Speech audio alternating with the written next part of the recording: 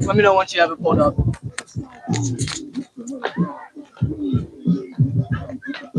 Sean, just like back down a little bit, just so you don't just pick up on the iPad.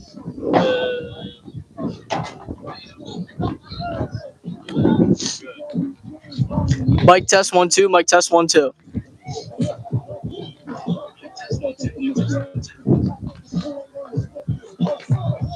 Do mic what? Mic test 1 2.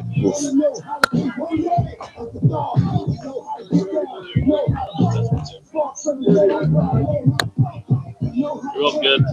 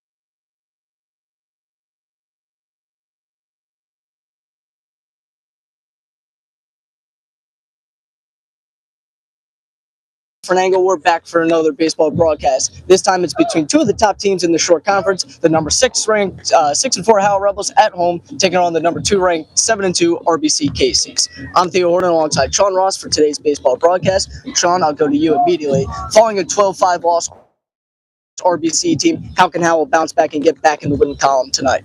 Yeah, it relies on Waylon Kavanaugh. In his last game, he went 5 1/3 innings with no run, 5 hit ball against Manalapan, the same team that scored 17 runs against Red Bank Catholic at home. So that shows Red Bank Catholic's vulnerability away, just as they are here today, and Howell hopes to do the same today. Exactly to your point, Sean. We saw RBC's vulnerability in their game against Howell on the road. Of course, they won it 12-5, but the game was tied at 4s going into the 6th inning before RBC exploded for 8 runs in the bottom half of that inning. But we saw the cracks. Their ace Glenn Popes was on the mound. He gave up 2 home runs to Howell's best hitter, Ryan Tedesco, and the Rebel offense was on fire that night. They got tons of hits. They had good plate discipline. They didn't strike out. They only struck out twice that game. They were getting on base. They just couldn't capitalize. But we saw the same thing out of RBC for the majority of the game, where they got a lot of guys on base but made mental mistakes, and Howell was able to get out of most of those innings unfazed due to RBC's mistakes. So they're a beatable team. Howell just has to play to their A game. So who's Howell's X factor tonight? Yeah, as you said before, Ryan Tedesco with that 2 home run game also went 3 for 3 with another double. He's currently leading the team in home runs, doubles, slugging, OPS. He's just been the man for this Rebel team. And as you said, again, the Howell against RBC 2 days ago, we're doing all the fundamentals right. They were hitting, they were not striking out. They were doing everything right. It's just that one 8-run inning that really got to them. And Howell needs to keep that up here today. Yeah, and Ryan Tedesco was named one of the 10 best players of the week in the short conference. He was Howell's MVP during that stretch, and he's been on fire. His OPS is like 1,300 coming into today's game, might be even higher. He's been on fire. He's been ridiculous. But tonight's pitching matchup, it's going to be a good one. It's Howell's Waylon Kavanaugh. He's a fireballer, facing RBC's Anthony Scaglione, who is their number 2 or 1 pitcher, depending on how you feel about it. Scaglione pitched on opening day. He's appeared in 3 games, started all 3, but he's been beatable. An ERA just below 4, so Howell can really get some damage done against him, get him out early, and get another win. Yes, Scaglione, his first 2 games was very good. He only let up maybe 2 earned runs every game.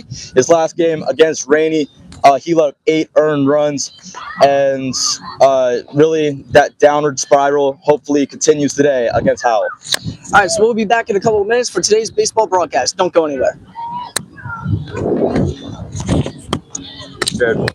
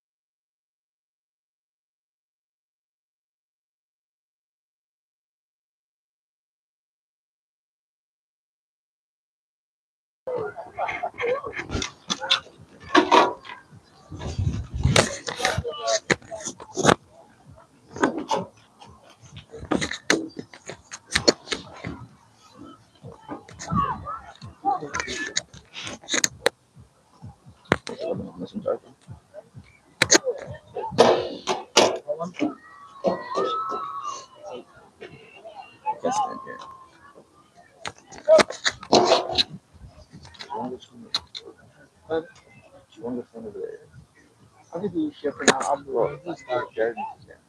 Well, Jared's gonna be like that. And then but I'll move. What's up? Nothing.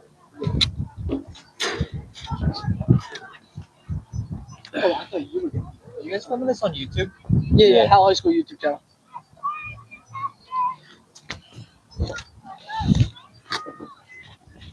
Yo, let's go, bro. God damn it.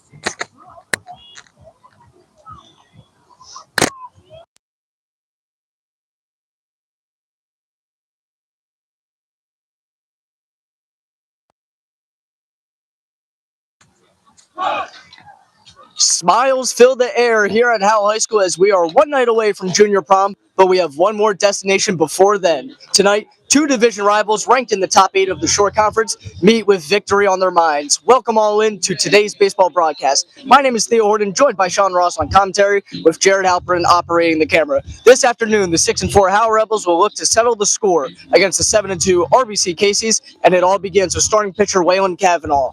Waylon this season has appeared in 2 games, both of them starts, 0-1 record, pitching 7 1/3 innings to the tune of a 2.86 ERA, 1.91 WHIP, 6 strikeouts to 7 walks. He's allowed 7 hits and 3 earned runs, 259 batting average against, but a 167 batting average with runners in scoring position. He's been able to limit damage when runners get on, and that's the important thing. He's coming at you with a fastball, changeup, curveball, slider mix. Curveball is the main primary. Slider coming in after that. Changeup doesn't use a lot, but the fastball is heavy. It's coming in 87, 88. He can dial it up and put batters away. So, Sean, give me some of your thoughts heading into today's game. Yeah, Cavanaugh in his last game against Manalapan, it was an unfortunate 1-0 loss to Manalapan, but his effort will not be forgotten by us. He went 5 1/3 innings of no-run ball. He was magnificent in that game, striking out 3, walking 4, 5 hits.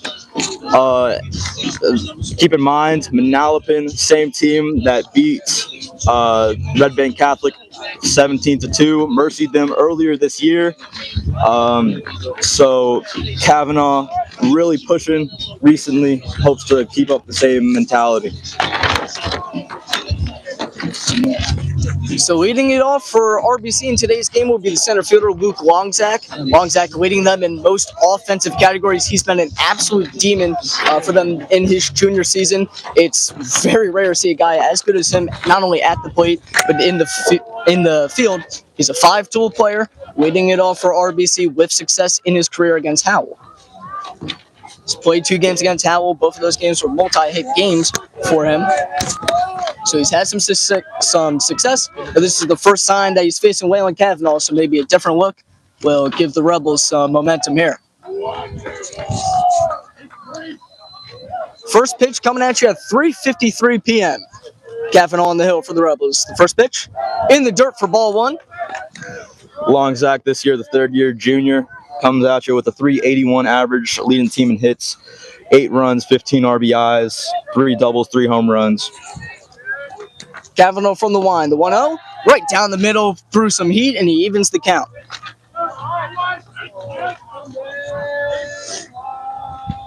Kavanaugh's got to look to establish early. He has the low ERA, but a high whip due to the walks that he has issued. So he's got to get ahead, throw strikes. As the first batter grounds into Leotti, gloves cleanly, throw in the dirt, but it's scooped by Matt Vetrano, and there's one gone to begin the ball game. Good pick by Vetrano there, a bit low, but good first baseman, makes any throw look good. Yeah, Matt Vetrano's got a big frame. He's like 6'4", 6'5", and very agile. We've seen him drop down, giving us some splits to catch the balls that bounce in the dirt. So he's good first baseman. Leotti gloved it cleanly, and there's one gone. Next batter to the plate, fouls off the first one. It is the right fielder, Charlie Stumberger. Stumberger batting below 200 this year, and you hear that and you might think that RBC has a weak lineup. They don't. They have a lot of guys who are absolutely killing it. It's really Stumberger's plate discipline that has led him to continue batting second. He hits one hard to second base. Tedesco gloves it. 2 up, 2 down, both by groundouts. Waylon Kavanaugh pitching to contact, and it's working out. Yeah, Kavanaugh, as you said, a contact pitcher. Really only 3 strikeouts in that last game against Manalapan, but only 5 hits, so he's very good at getting balls on the grounds, balls to very shallow outfield. Yeah, but this is the great white in the RBC lineup. Aiden Funk, an OPS above 1,000 entering tonight's plays. The first pitch is called a ball. Mags had some trouble squeezing in. Maybe that played into the umpire's decision to call that a ball because looked good here from the stands. But it's 1-0. Waylon's got to be locked in to retire the catcher, Aiden Funk. Next pitch is high and upstairs, almost hit him, gave him some chin music, and it's 2-0.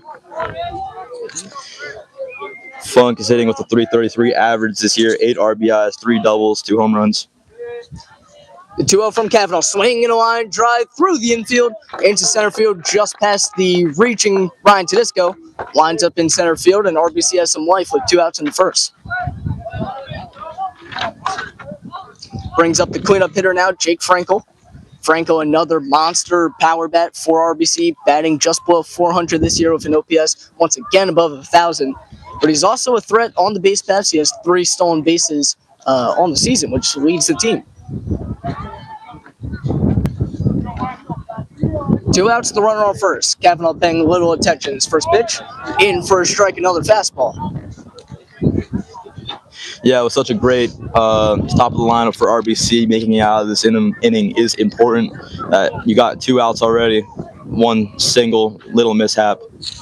But Kavanaugh can certainly get through this and get into the next inning. Yeah, against the division rival. Tonight's a huge game for Howell to settle the season series against the Caseys. Runner goes, second pitch, outside on the slider, throw that on second, not in time. It's a ball and the stolen base for RBC, and they have a runner in scoring position with 2 gone now. That is good awareness from Tedesco, though, to get that ball that's way up high, thrown by Magistrelli.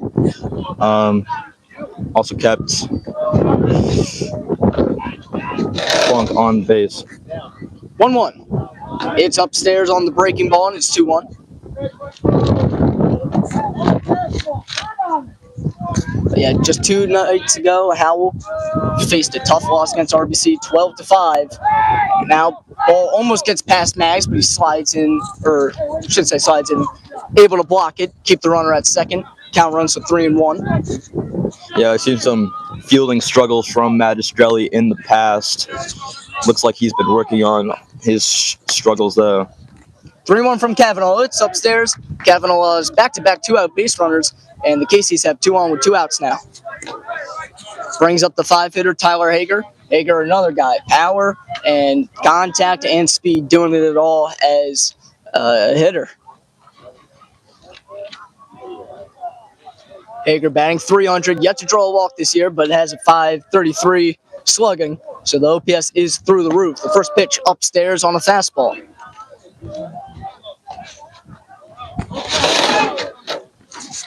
Hager, his first year on varsity as a pitcher and a first baseman. He's a junior, 300 average, 2 home runs, a double. Next pitch is down low once again. Count runs to 2-0. And we talked about Howell's first baseman, Matt Petrano, what a big frame he has. This is another guy, first baseman, 6'7". He's a dual sport athlete playing basketball during the fall, so he's another tall first baseman that Howell has to look out for. Yeah, 6'7", hope to playing basketball. Yeah.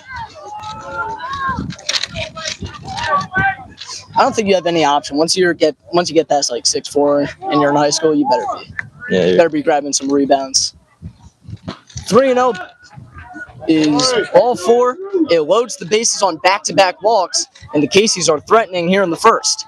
So after Kavanaugh retired the first 2 on groundouts, so out 3 straight base runners. But this is something that we talked in the pregame that Howell has been very effective at. They're not allowing hits when the opponent has runners in scoring position, and that's a recipe to win. Kavanaugh has allowed just a .167 batting average with runners in scoring position this year. His first pitch is high and tight for a ball. Yeah, as you said, big thing that the Rebels are able to get out of innings, not let base runners score, even if they get on base. Hopefully Kavanaugh can prove that true here. 1-0 with 2 outs. Force out at a base. Next pitch lined through the infield into left field.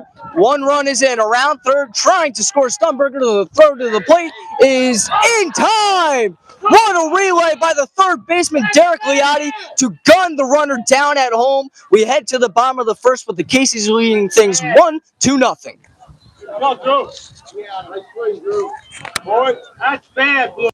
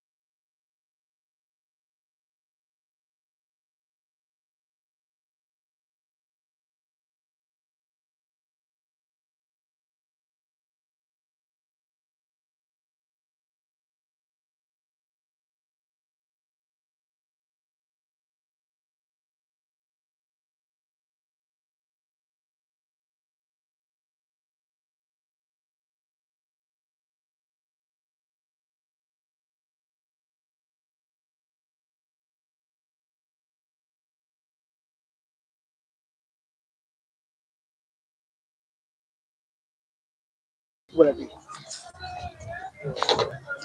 Taking the mound for the RBC Caseys tonight, it's the right-handed starting pitcher, Anthony Scaglione. Scaglione this season has appeared in 3 games, all of them starts, 2-0 record, 17.2 innings pitched, a 3.96 ERA to go along with a 1.64 whip, 20 strikeouts and just 10 walks. He limits base runners and strikes a lot of guys out. 8 Ks per 7 innings, just 4 walks per 7 innings, and a 159 batting average against.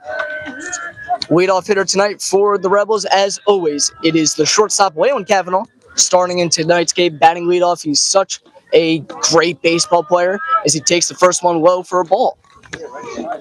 Yeah, usually playing short, but tonight he is pitching. Sean Sweet replaces his absence in short. The 1-0 offering from Scaglione. Rebels looking to claw back after getting into a 1-0 deficit. Ball runs high. It's 2-0.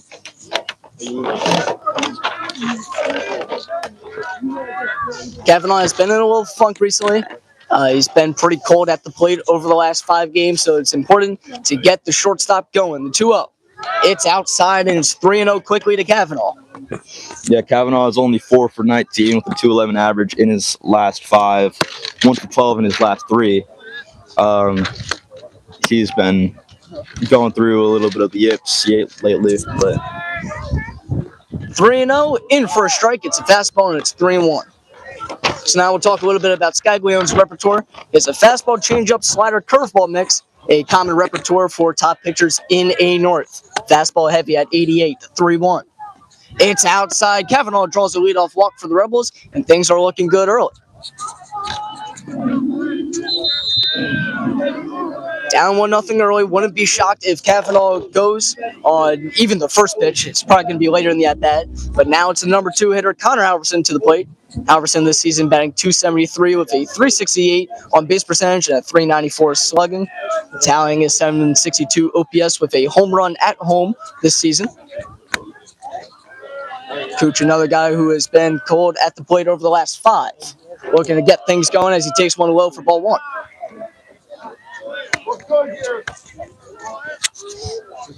yeah, you mentioned Scaglione's wide pitch mix, but being able to use all his pitches effectively is important for him. The 1-0 to Halverson. Swing and a line drive. It will touch outfield grass. Goes into center field. Kavanaugh will hold at second. Back-to-back base runners for the Rebels to begin the bottom of the first. Yeah, big starting hit there from Halverson. We've seen him recently. He hasn't been too effective, but good way to start off the game here for him. Now to the plate, it's probably the Rebels' second best hitter, Matt Vetrano, batting .414 this season with a team-leading .541 on base percentage, .448, slugging for a .989 OPS. He has just 3 RBIs, which is kind of strange. He's batting third with Kavanaugh and Halverson, who have had success at the plate, but he's drawing a lot of walks, 6 walks already, has struck out just 3 times the lowest amount on the team. Hits for average, gets on base. Big opportunity here with 2 runners on. The first pitch. Swing and a fly ball. It's going back out to left field, carrying well, and it's going to go. Matt Vetrano goes yard to give the Rebels a 3-1 lead here in the first. Matt Vetrano out to left center field. Vetrano with his second home run on the year. Matt Vetrano, first pitch crushing. Hunting that fastball, got out ahead of it, and absolutely crushed it to left to give the Rebels a much-needed 3-1 lead. Yeah, not something you expect from Vetrano this season. Only one home run this year, but mainly got to get on base for Ryan Tedisco after him. But he showed that he could do it himself there. And Tedisco now with bases empty. Yeah, and this is a tale of 2 pitchers right now. Waylon Kavanaugh threw 8 pitches, had 2 outs. Scaglione threw 8 pitches, has allowed 3 runs. As his first pitch to Ryan Tedisco is down low, and Ryan Tedisco, what better hitter to have at the plate right now? Tedisco batting .433 with a .528 on base percentage and a 1,133 slugging. 1,661 OPS, obviously leading the team. He's been ridiculous. It's video game numbers from Ryan Tedisco's production as he puts one in the air out to left field, but that one's going to wind up foul. It evens the count at 1-1. Tedisco staying aggressive. That's something that we've seen, not just out of him, but Howell's bats in general. They're very aggressive. They love to swing early, and you can't blame them. They've been producing runs all year up to this point. 1-1. Tedisco takes it out for a called strike. Scaglione with his first 2-strike count on the night now.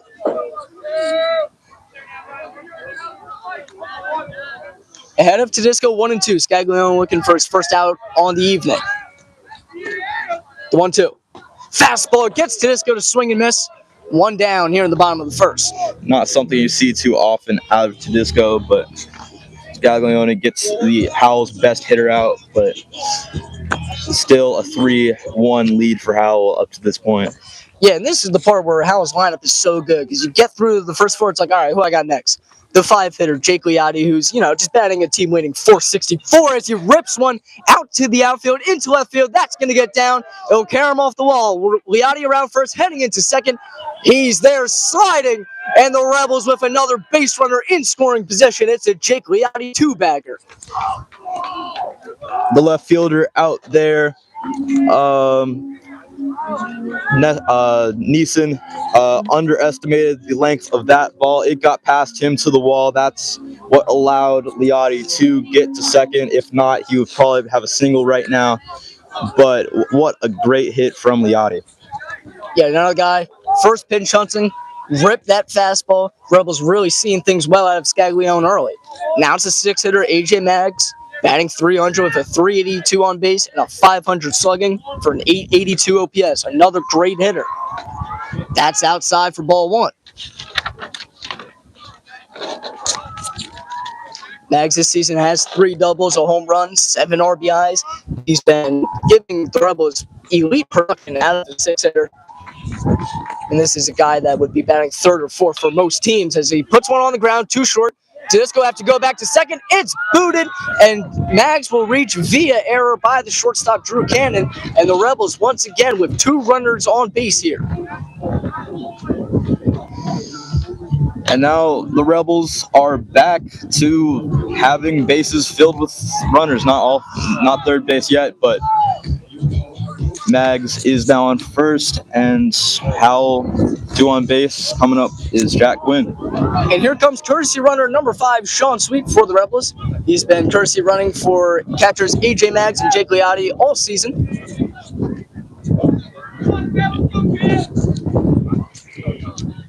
So it appears Sweet has taken over the number 1 now. Hal had a vacant number 1. You don't see that very often for high school sports, or just sports in general. But Sweet taking advantage of it as he's on first. Quinn takes a first pitch down low for a ball. So it's Jake Liotti on second, Sean Sweet on first. Jack Quinn to the plate. Big power bat. Takes second pitch down low and outside this time. 2-0 for Quinn. Quinn batting 7th has been giving Howell incredible production out of the 7-hole. I mean, you're going to hear us say a lot. Kind of just any batter Howell's been giving you great production out of that slot. As Quinn puts one in the air this time, it's going out to left field. Neeson under it. He'll make the catch about a step or 2 from the wall. Second out of the inning, and neither runner advances.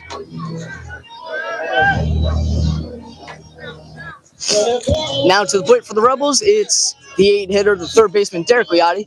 Liotti this season batting .233 with a .303 on base and a .300 slugging. .603 OPS, the only triple for a Rebel this season. Liotti has struggled with runners in scoring position, batting just .154.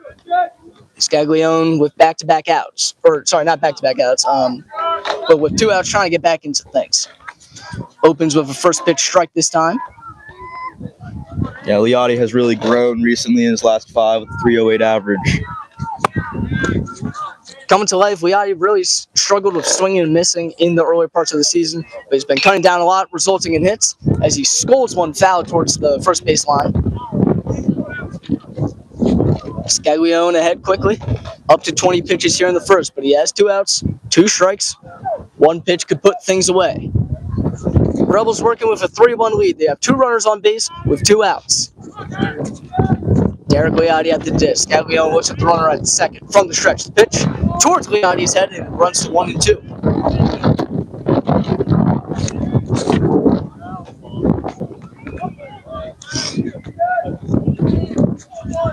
We'll do things again with 2 strikes. The 1-2 with 2 outs. The pitch from Scaglione. Liotti swings and misses. Scaglione picks up 2 Ks along the way, but allows 3 on a big, deep home run by Matt Vetrano to put the Rebels up 3-1 heading into the second.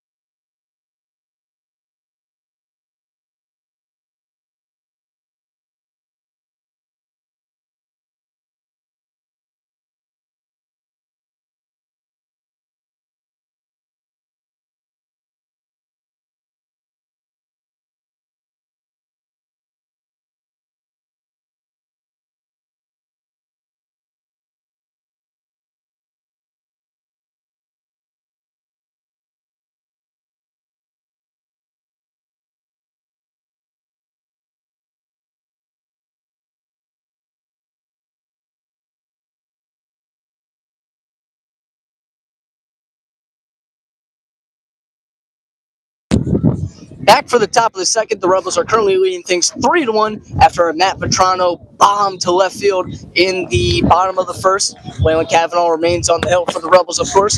Tonight's starting pitcher for the Rebels coming at you with a 2.86 ERA so far on the season. He's facing 7-8-9 Landon Lato, leading off for RBC. He'll be followed by the second baseman Braden Harmana and then the 9-hitter Miles Neeson. But we mentioned how good Howell's bottom of the order is. RBC the same way. Landon Lato this season batting .273 with a .385 on base. And he taps one foul, goes past the first baseline. But yeah, Cavanaugh on the mound cannot let his guard down against the 7 through 9 hitters. Usually, against high school hitters, 7 through 9, you can just pound the zone with fastballs.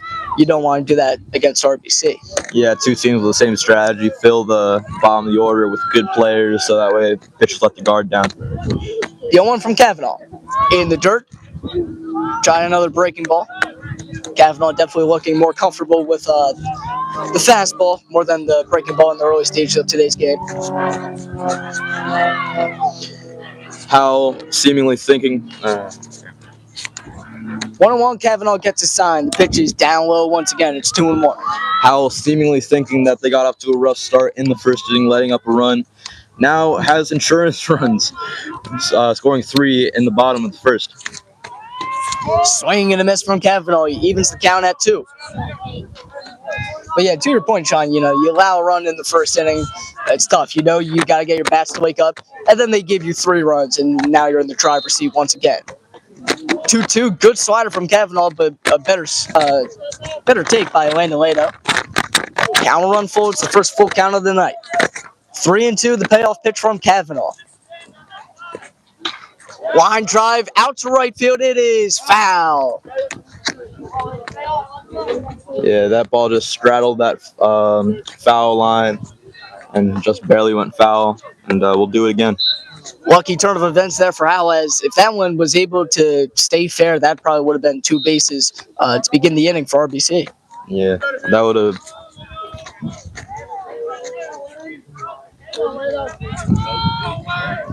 3-2. Cavanaugh searching for the strikeout. He'll have to step off and regather.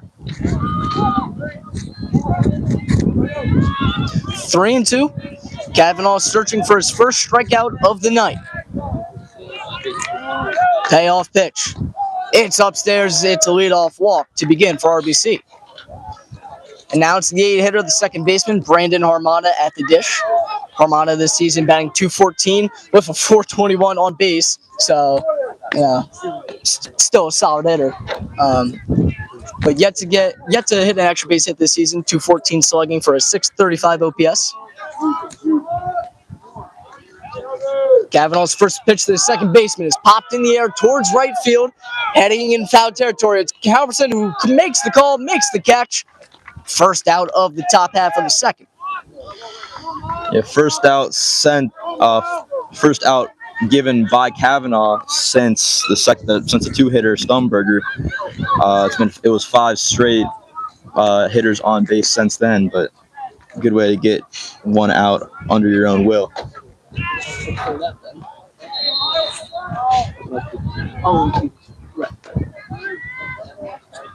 One out, runner on first. First pitch from Cavanaugh. He opens with a strike. Good sign of things, pumping the zone early with a fastball to the 9-hitter, Miles Neeson, who, get ready for this, 9-hitter, batting .500 with a .550 on base. So, RBC loaded with talent. You can see it out of their 9-hitter, Neeson, who's leading the team in average in on base, has an OPS over 1,100. 1 extra base hit on the season. 1 out, runner on first. Rebels looking to roll a pair, the 1-1. Inside on a heater, it's 2 balls, 1 strike now.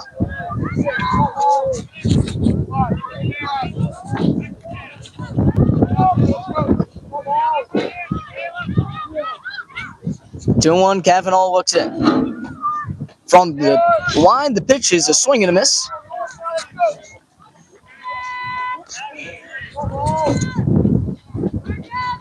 Two and two, Cavanaugh still searching for his first strikeout on the night.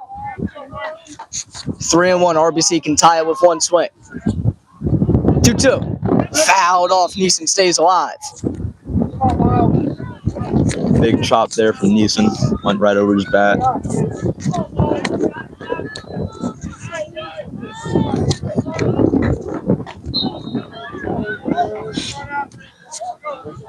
Kavanaugh getting more comfortable on the mound as the season has progressed. Fires a pickoff towards first, won't be in time.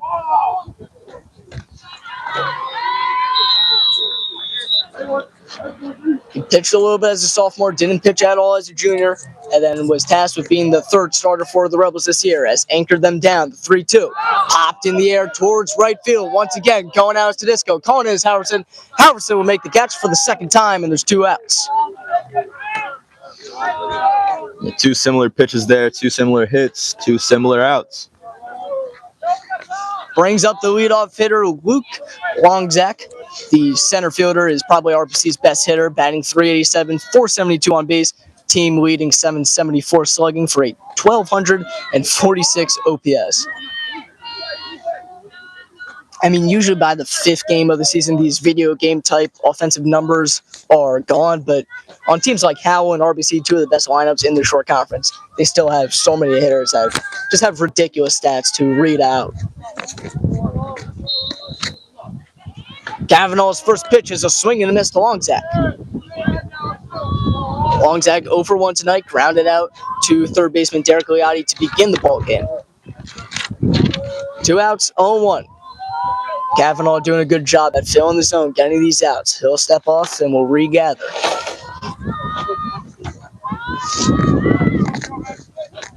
Longzak not a 0-1 called strike. Kavanaugh ahead 0-2 now. Longzak last year had 52 at-bats for a .327 average, 12 RBIs, 4 extra base hits, and a home run. And a great hitter since the day he debuted on varsity. But Kavanaugh looking to put away the batter as he fires another pickoff and won't be in time.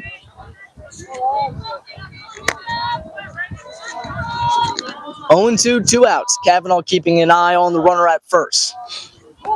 Looks in the pitch. In the dirt, liked the idea, didn't get the result. A good job by Magistrelli to get down, not let the ball get through his legs on a low pitch. Yeah, we've seen Mags kind of struggle with the blocking this year, but today he's been on one, not allowing runners to take an extra base. 1-2, Kavanaugh looks in the pitch. Swinging and a ball crushed. Out to deep left field, there's no doubt about it. RBC ties it with 1 swing at 3s in the second.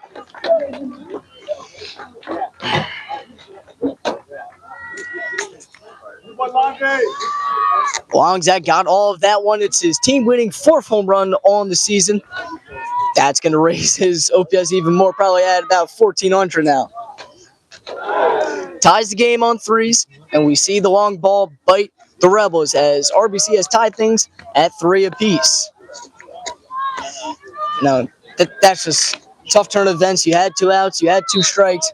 Kavanaugh left the pitch over the middle of the plate, and it gets sent about 340 feet deep. Yeah, it's just a devastating turn of events for Howell here. Up 3-1, thought you're in the driver's seat. Now we're back to where the game started. Back at zeros as the first offering is fouled straight back by Stumberger. When talking again about Stumberger, batting 185 but a 353 on base. He has great plate discipline, but it hasn't translated to hits this year, so you can raise some questions about him batting second. 0 for 1 tonight with a ground out. Looking to make me eat my words, though. 2 outs, the 0-1 count from Kavanaugh. Inside, almost hit him. Count runs even to 1-1. Kavanaugh now up to 39 pitches already. Fouled straight back once again. It's 1-2. Yeah, maybe the reason that RBC likes to have Stumberger in that 2 spot, they see their loaded lineup behind them. They say, we want a guy to get on base, so that way if we have... Be getting a little out in front, just lunging a little bit. Maybe that's why balls are going straight back rather than straight forward. Kavanaugh definitely has to look out because Stumberger does appear to be on him. The 2-2 with 2 outs. Base is clear. The pitch from Kavanaugh. He lunges at it once again, and he's going to drop this one in center field. Kavanaugh or Acker, did he make the catch? They're going to say no, it was off the bounce into his glove, so it's a 2-out single for Stumberger. Yeah, it's a good effort from Acker to dive for that one, but they're too late. Ball hit the ground into his glove, but Halverson was right behind him, back him up if anything went south for them. Yeah, I definitely saw it bounce into his glove, but you never know if the umpire may miss things. First pitch from Kavanaugh almost hit Funk in the head there, gave him some sweet chin music. But Aiden Funk, the catcher, probably the best catcher in the short conference, if we're being honest. An 1100 OPS entering play tonight. The 1-0 from Kavanaugh. Straight down the pipe, and he evens the count.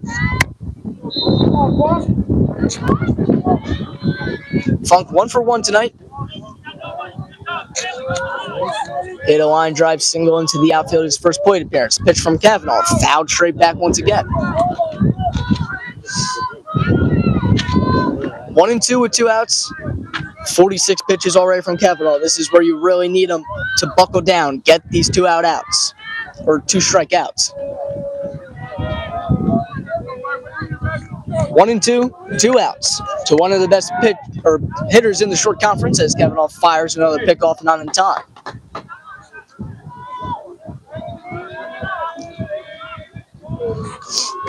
One and two outs. We'll try again.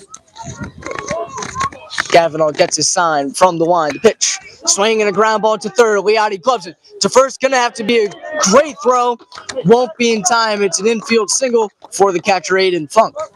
Yeah, Leotti just not able to get a throw off there. Didn't want to risk anything. Crossed the diamond. Too much risk for the reward. Well, potential of the rewards. So he just kept that one in his hands. Didn't risk anything. And now they're runners on first and second. Yeah, Leotti just too deep in the hole. Would have had to be a bionic throw to be in time. You don't want to risk ball getting past your first baseman. So good decision by Leotti, but it puts 2 runners on with 2 outs. First pitch from Kavanaugh, popped in the air this time. Mags chasing under Kavanaugh calls it. It's off the glove of Magistrelli. It's going to be a foul ball. It's the cleanup hitter, Jake Frankel, at the dish for RBC right now, and courtesy runner Luke Scatteroo is on first base for the catcher Aiden Funk. And that's a play that we've seen Howell misjudge multiple times this year. That pop-up in foul territory by the catcher. Howell was a miscommunication there, and it's a foul ball. 0-1 from Kavanaugh is upstairs. Yeah, it's just so high to read those high pop-ups, what the wind might do to it. You got to know where the wind's coming from, who hit it, righty or lefty, many variables. Fouled off, it's 1-2. And to your point, Sean, today is definitely not ideal conditions. It's sunny, there's wind, definitely not ideal conditions to catch a high foul ball in the air. We'll do it again with 2 strikes and 2 outs. Kavanaugh up to 50 pitches. The 1-2. It's outside on a slider, and we're even at 2-2. We're going to need to see Kavanaugh throw more 2-strike fastballs. He's extending these counts due to throwing these sliders or these curveballs that go outside, that go low. It just has to buckle down and retire the batter. 2-2 with 2 outs. Upstairs, bobbled for a minute by Magistrelli, but he catches it. Could have been a bad play there if that got past him. Yeah, good way to keep the glove on that ball as much as you could. 3-2 with 2 outs. Second full count on the inning. The payoff pitch from the righty Kavanaugh. It's outside on the slider. The Caseys load the bases with 2 outs, looking to do some 2-out damage once again. Now to the plate, it's the 5-hitter. Power hitting first baseman Tyler Hager at the dish. As the umpire is going to talk to RBC head coach right now. Not sure what just happened. We'll take a minute to talk about Tyler Hager. First baseman up for RBC right now, batting .300 on the season, .300 on base, .533 slugging for an .833 OPS, 2 home runs, 2 stolen bases, 0 walks on the season, but he's a talented hitter. Yeah, Hager, as we said before, first year on varsity, but he has shown well that .300 average. So he's been a quality piece for. So we have some blood on Frankel, the DH for RBC. So that's what it is right now. Injury timeout. Game tied at 3s. RBC with the bases loaded and 2 outs. Kavanaugh already up to 53 pitches through an inning and 2/3.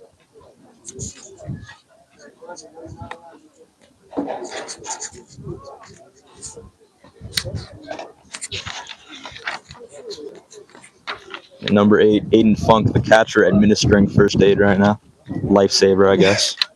Sean, are you CPR certified? No, I used to be. Used to be? That has an expiration date? Yeah, it does. I got it in middle school.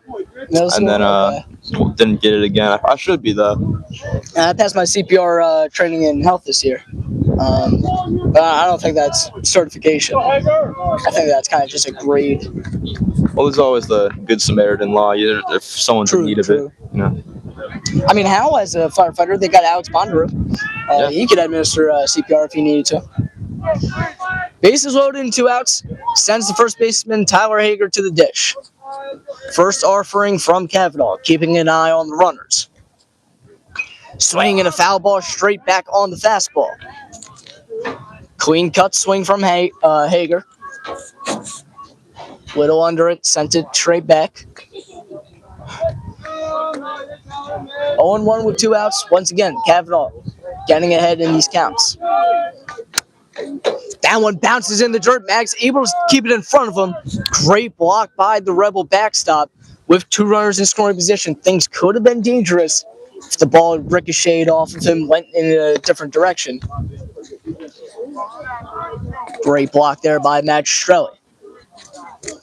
1-1 with 2 outs. Number 5 hitter up for the Casey's. Pitch from Kavanaugh. In for a called strike. Dialed it up once again with a heater. Coming in at 86, 87. Kavanaugh has great life on his fastball. 1-2. We've seen him throw a lot of sliders and curveballs in this count, but he needs to get out of this inning.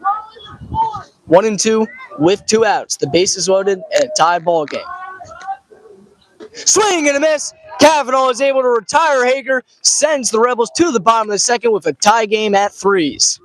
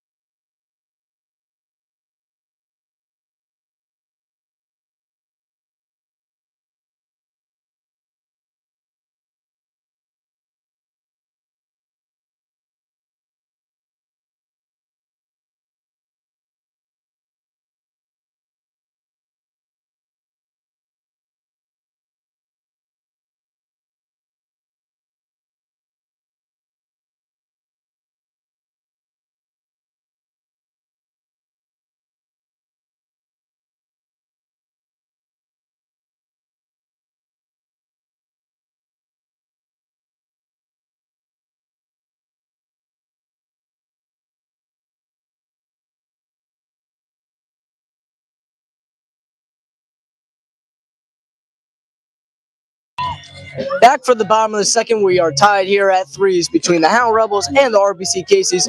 Both offenses are alive early. Rebels looking to keep the foot on the gas pedal against the RBC ace, Anthony Scaglione. It's the 9-hitter counteractor to the plate. First offering.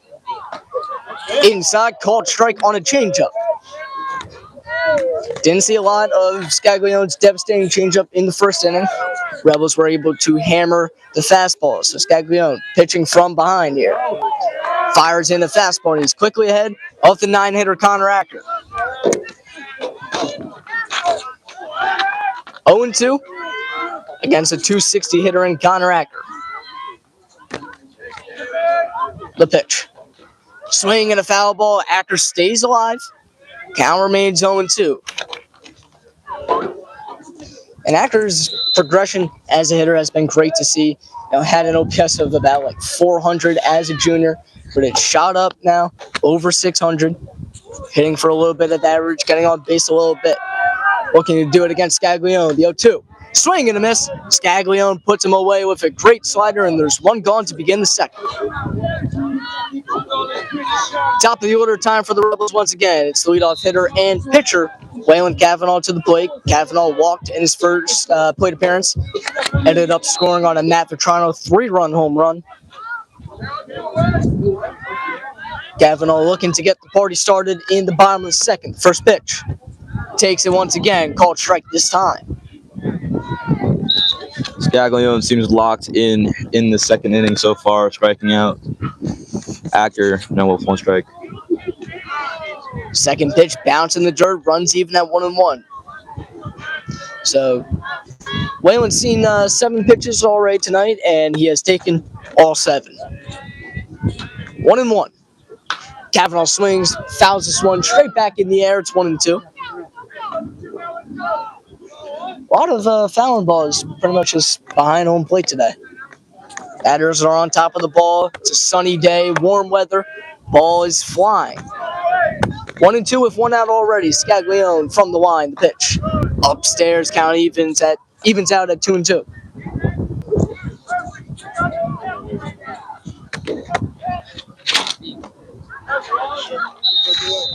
It's now 1. 2-2. Pitch from Scaglione. Cavanaugh spits all over it. Takes the slider. It's 3-2. Cavanaugh showing a good eye here tonight. Only 1 swing for a foul ball. 3-2 payoff pitch from the RBC A's. Cavanaugh, a little chuck swing, working as a swinging bunt. Throw down to first. It is in time. 2 outs to start the bottom half of the second. Yeah, Cavanaugh was really hustling there down the first baseline. Funk had to get up there quickly, get the ball that just barely popped down the third baseline, stayed fair, and fired it over to the first baseman, Hager. Yeah, and despite not getting hit, that's a quality at bat from Cavanaugh. He was able to work Scaglione, got to a 3-2 count, showing good plate discipline. Now it's Connor Halverson to the dish. First pitch bounces about 2 feet in front of the plate for a ball. Halverson, another guy who has kind of hit a little bit of a cold streak over the last 5 games. OPS remains at 762. He's been very solid at the plate this year. Has struggled a little bit with plate discipline. 3 walks and just 10 strikeouts. But he definitely performs better at home. He has his only home run this season in home territory. Constant barrels for the right fielder at home. The 1-0. Halverson swings, taps this one towards third base. It's going to go foul. Nice play by Howell's third base coach and head coach, Mr. Arroyo there. Yeah, as you said, some guys are home buddies. Some guys like new experiences in different home stadiums. So it's just where Halverson feels most safe. Cavanaugh spits all over the breaking ball. Count runs to 2-1. Halverson, not Cavanaugh.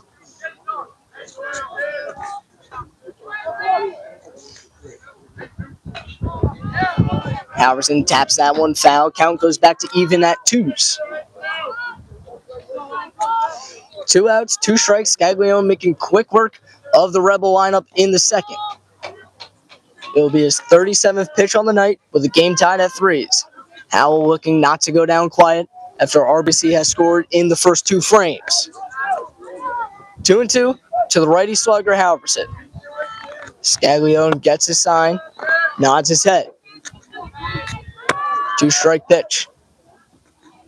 Harrison takes it right down the middle, a called strike 3. Scaglio curves through the Rebel lineup and sends us to the third, tied at 3s.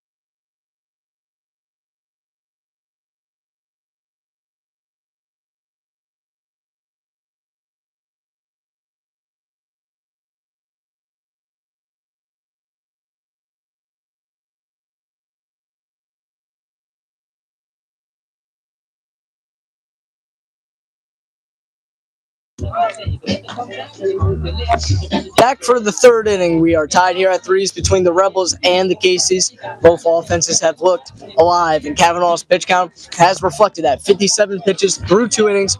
We're going to need to see him quickly establish that fastball, get ahead of the hitters. He's been doing that the first 2 innings, but it's putting those batters away, which he has had trouble with so far. It's 6, 7, 8 due up for the Caseys.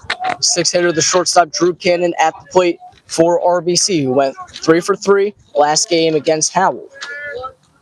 First pitch from Kavanaugh. Drops it in there for a strike on the breaking ball. Cannon with the RBI single in the first inning led to the out by Frankel at home, but got 1 run in. The 0-1 from Whalen. Puts it high in the air towards left center field. On the run is Acker. He leaps, and it's going to go. Drew Cannon with a straightaway shot to center field to put RBC up 4-3 in the third.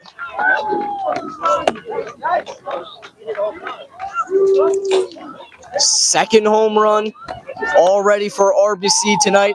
We talk about how the ball is flying. RBC showing, or RBC proving us right. Second home run already for the Caseys. Second home run that Kavanaugh has given up. Yeah, that was Cannon's first home run of his high school career. And now first pitch is hit hard to Liotti. He's got it though, gloves it, flips the first in time. First out recorded on the inning.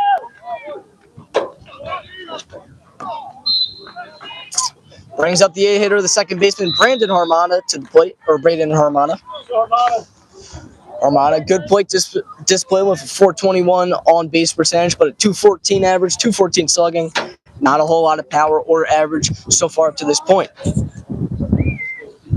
First pitch from Kavanaugh. Upstairs on the fastball, it's 1-0. Kavanaugh gave up the home run early in the inning, but immediately another out. Get your mind off of it. Now in the dirt, 2-0. Yeah, back-to-back innings where Kavanaugh has allowed an early home run. And the second inning where he allowed the home run, like, things really got extended from that point. It was a long inning, so we're going to need to see him buckle down here, get out of this inning, get out of here quickly, as his pitch count is already up to 63.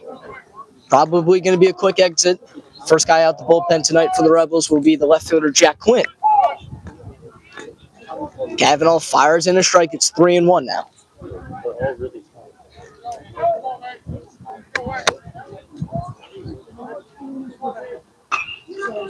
Popped on the air towards foul territory. Vetrano gives it a little look, but it will wind up foul. Kavanaugh battling all the way back from 3-0 to 3-2. Needs one more strike to put away the second baseman, Harmana.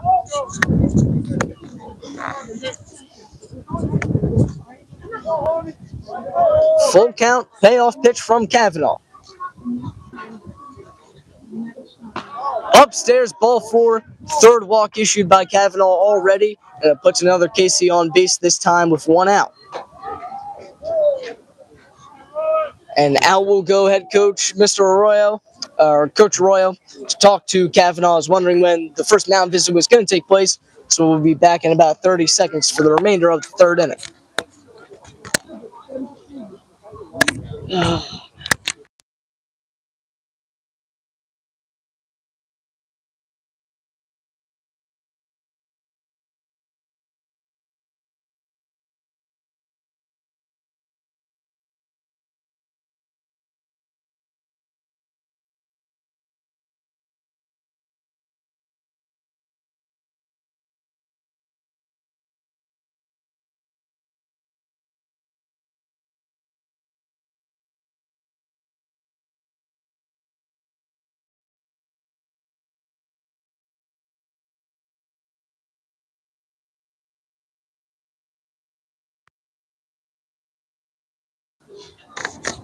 Resuming play here in the top of the third, the KCs are leading things 4-3 against the Rebels.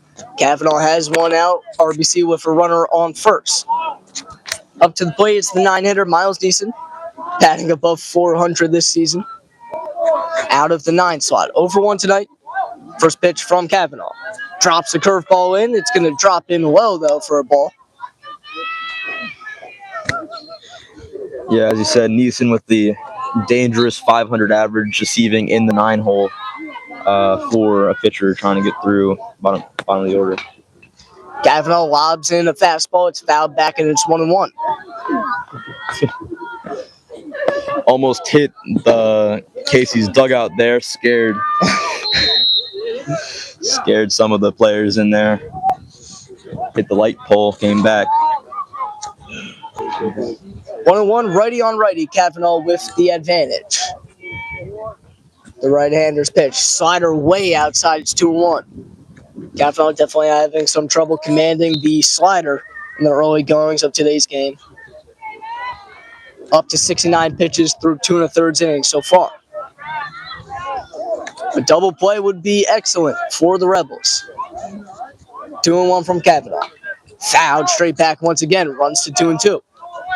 Yeah, and the catcher, Magistrelli, when you're a catcher and your pitcher's struggling, you need to know what pitches aren't working, what's for what players, what lefty or righty. So if Magistrelli is able to, focus on Kavanaugh's strengths here, there'd be a lot more success. Yeah, 2-2 from Kavanaugh. Flings the bat at it, pops it up towards first. Vetrano under it, makes the catch, and there's 2 gone in the top of the third. And that's good. You want to be confident against the 9-hole hitter. And now Neeson 0-for-2 tonight, so Kavanaugh getting a good look out of the batter Neeson. Brings up top of the order here Luke Longzak, who hit a home run last inning. Hit a home run to tie the game at 3 apiece. RBC now leads 4-3. Kavanaugh fires a pickoff, not in time. Whalen, he's allowed the base runners to score, but he's doing a good job at not, sleeping on them, not forgetting about them on base. Has tossed 4 or 5 pickoffs over. His first pitch is grounded, past third base, foul. It's 0-1.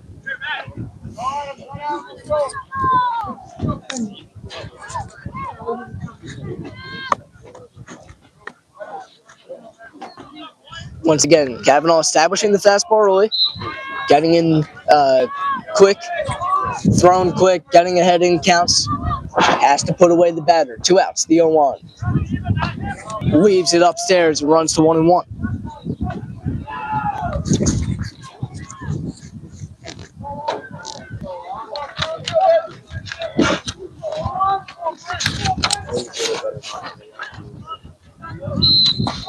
Upstairs, it's now 2 balls and 1 strike. Longsack grew upon his 2025 season, which included a .327 average, 12 RBIs, 2 doubles, 2 triples, and a home run. Basically leading RBC in every offensive category. 2-1. It's another slider that's outside for 3 balls and 1 strike. And yeah, those offensive numbers have only gone up. 8 runs, 12 hits, 15 RBI, 3 home runs entering tonight's play. Hit a home run and collected 2 RBIs in his second at bat. So 3-1 from Kavanaugh, just a bit low on the fastball. Puts back-to-back base runners on with 2 outs. Or, sorry, not back-to-back, but 2 base runners on with 2 outs.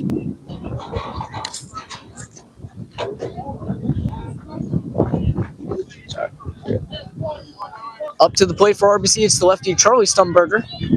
The left-handed outfielder is 1 for 2 this evening after some offensive struggles out the gates this season. Swinging in a line drive out to the outfield, in center field, it drops down for a base hit. Bobbles off the glove of Acker, another run is in for RBC. Up to third, and now trying to score the relay from Vetrano, not in time.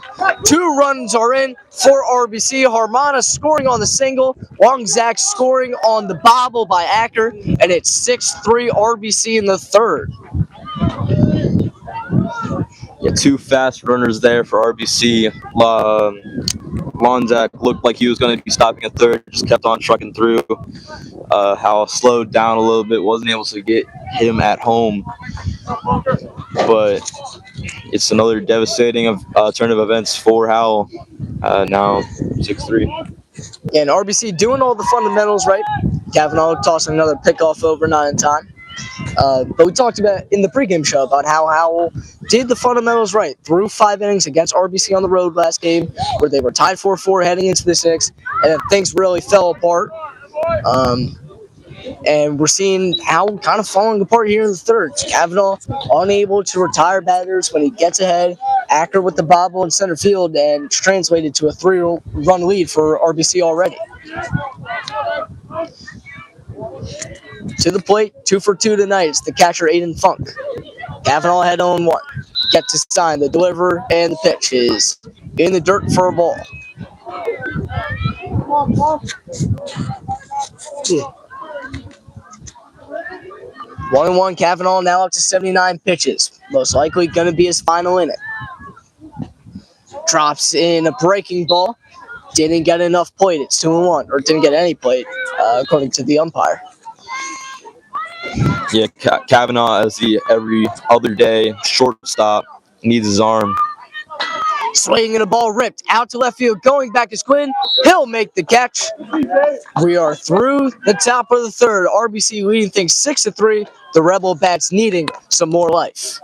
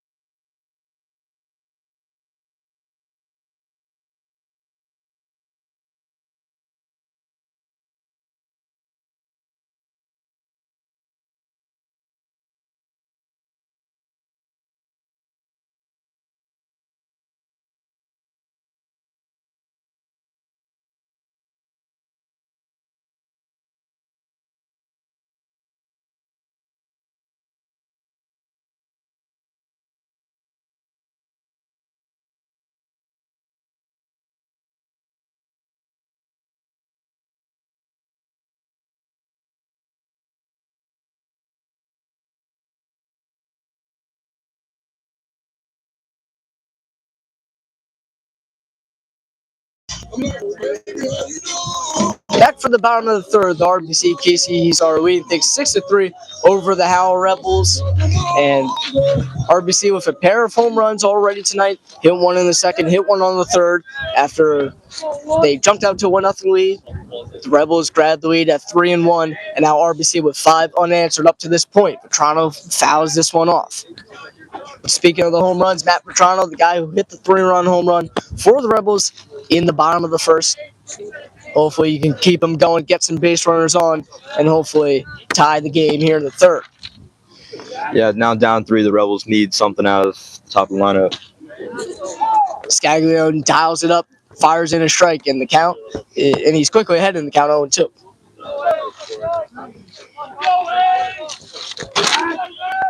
Petrano batting about .420 this season. Then demolishing pitchers. Leaves that one high or outside, no matter what it was a ball. Petrano with that .420 average also leads the team in on-base percentage. Also leading with 6 walks, too. Petrano, a little check swing tapper towards first base. Gonna stay fair. Haggard to the bag himself, and there's one out to begin the third.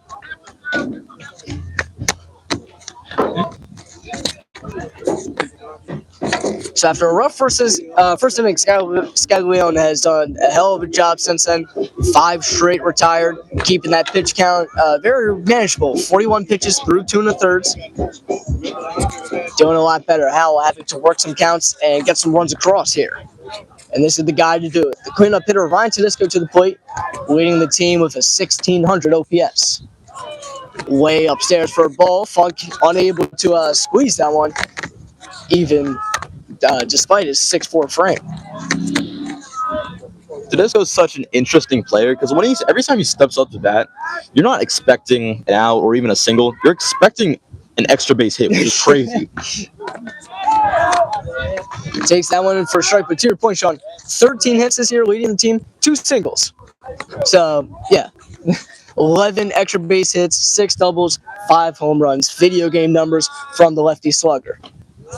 Takes that one on the inner half for a called strike. It's 1-2.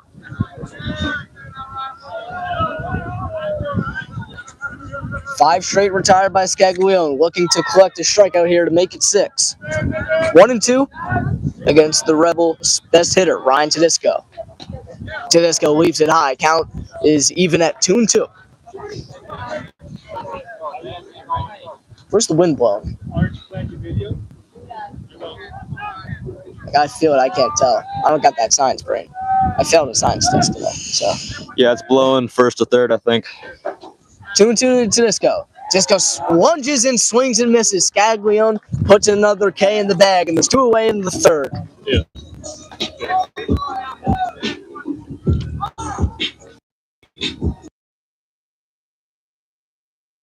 Just 1 walk through 2 2/3 for Scaglione.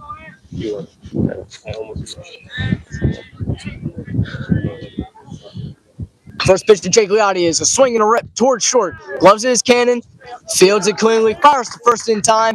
Back-to-back 1, 2, 3 innings for the KCAs. We head to the fourth with RBC leading things 6-3.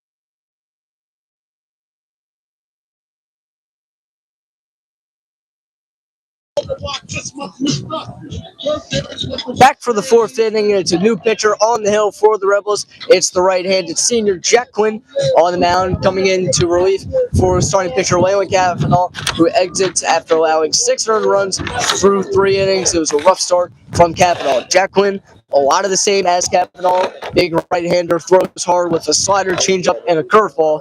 Quinn this season appeared in one game, 3 2/3 innings against one of the best lineups in the state in CBA, and he got rocked in that one. First pitch is a foul ball from the Quinn hitter Jake Frankel. Quinn allowed 4 earned runs in that outing, so it equates to a 7.64 ERA and a 3.0 WHIP in 1 inning, in 3.2 innings of work. Well, sidearm delivery gets the foul ball, and he's ahead of Frankel 0-2. Yeah, that game that Jack Quinn played against CBA, that game was to say a blowout loss, and Quinn stuck through it. First pitch, third pitch, way in the dirt for a ball. It's 1-2. But to your point, Sean, it was a blowout loss. I mean, Howell even got mercy in that one, 11-1 through 6 innings. So it was pretty much mop-up duty for Jack Quinn in that game. 1-2, fires a fastball low. It's 2-2. But much different scenario here. Like, this is an opportunity where Howell needs 2 innings out of Quinn. They need a reliable option on the mound and need someone to bridge the gap in order for them to claw back into this game. 2-2, slider from Quinn is way outside. Yeah, and as you said, Quinn, we need 2-3 innings out of him. Bullpen options are really exhausted right now. Count full from Quinn. 3-2 is swung on, crushed. Out to right center field. Akron Halverson out. Halverson makes the call on the catch, and there's 1 gone to begin the 4th.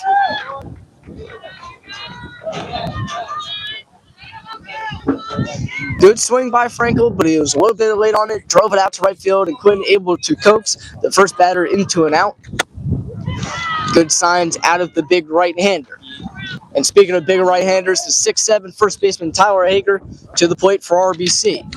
0-for-1 so far tonight. 3rd plate appearance already. Breaking ball from Quinn is inside for ball 1.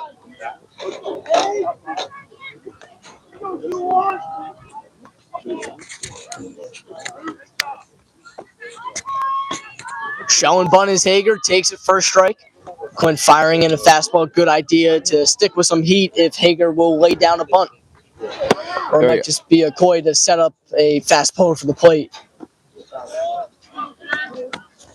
Looks like a man on stilts there. Yeah. That's what I said I forget who was next to me, but when we played them on the road, I was like, it looks like he's one of the Savannah Bananas guys coming out on stilts to hit. Yeah, I know who you're talking about. 2-1 is fouled off, and Quinn with 2 strikes on the batter now. Quinn in that outing against CBA went 3 2/3, issued 3 walks, had just 2 strikeouts. So we're going to need to see more strikes out of him. 2-2. Fouled off, Hager remains alive.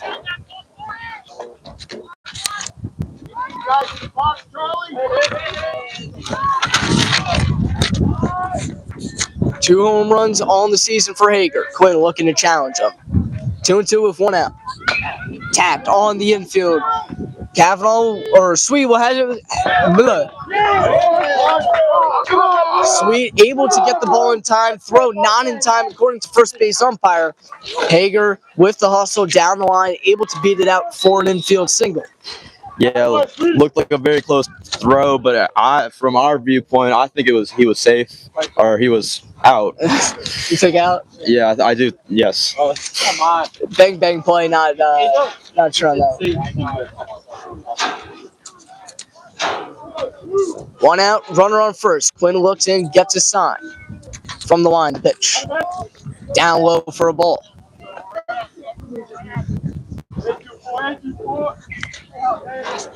Now it's a 6-hitter, Drew Cannon to the plate, 2 for 2 tonight. Continuing his hot streak, up to a 340 average on the season. Rips one through the infield, into center field for a base knock. Holding at second is Hager. RBC gets back-to-back base runners here in the 4th.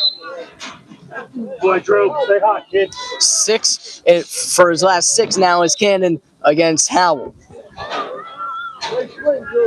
Up to the plate, it's the 3rd baseman, Landon Aledo. number 7 hitter, 0 for 1 tonight for RBC. Leto in his last 5 games is hitting .333 with 467 on base, 333 slugging for an exact 800 OPS. Quinn taking his time, looks back the runner on second. First pitch. At the knees, just a bit low, however, and it's ball 1.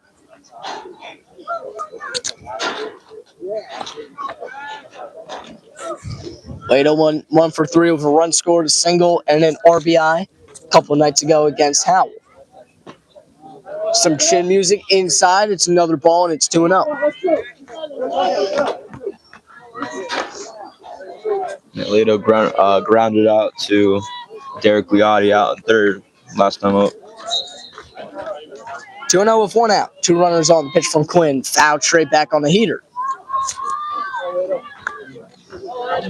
And once again, we saw Howell. Things were tied 4-4 heading into the 6th against RBC on Tuesday. We saw RBC get a lot of base runners on, but Howell was able to get those important outs, get those double plays on the infield, and we haven't seen that out of them tonight. RBC getting runners on, and they're driving them in. Inside from Quinn, count now runs to 3-1.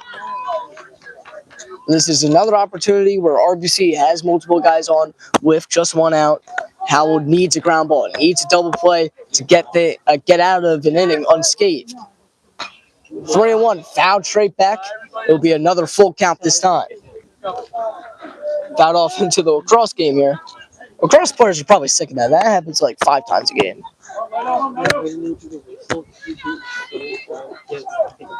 3-2. Quinn looks in for a sign. With 1 out, 2 runners on. RBC leading things 6-3.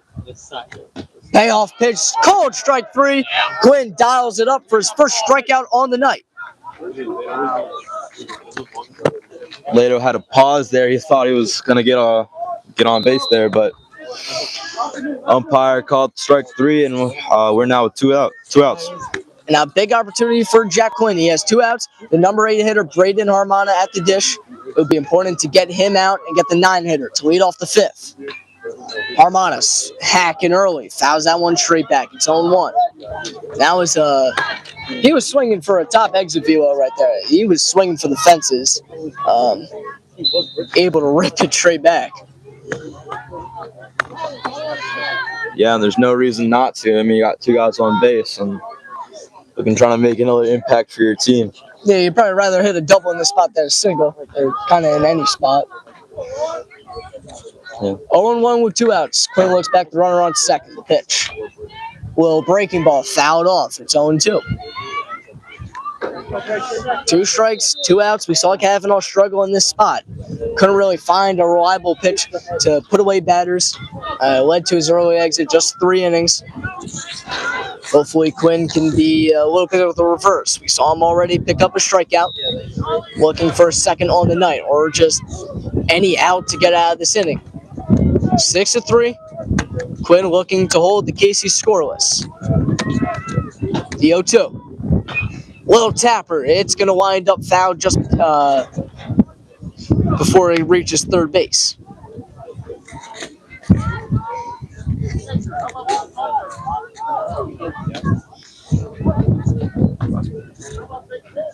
Oh and 2 with 2 outs. We do it again. Quinn looking back at second. The 0-2 offering. Swing and a miss. A slider in the dirt. Nasty stuff from Jack Quinn. Picks up 2 Ks in the 4th and sends us to the bottom of the 4th with RBC leading things 6-3.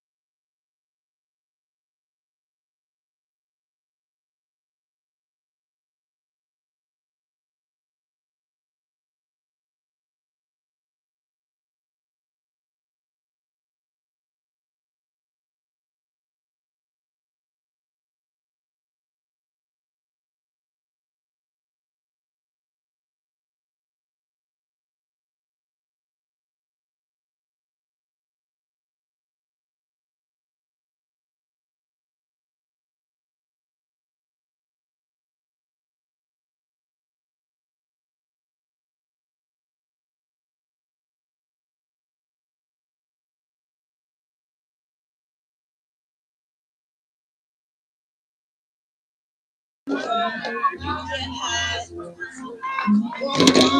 on for the bottom of the fourth. RBC leading things 6-3 over Howell currently. Jack Quinn just tossed a scoreless frame for the Rebels to send us to this spot. The 6-hitter AJ Maggs up to lead off.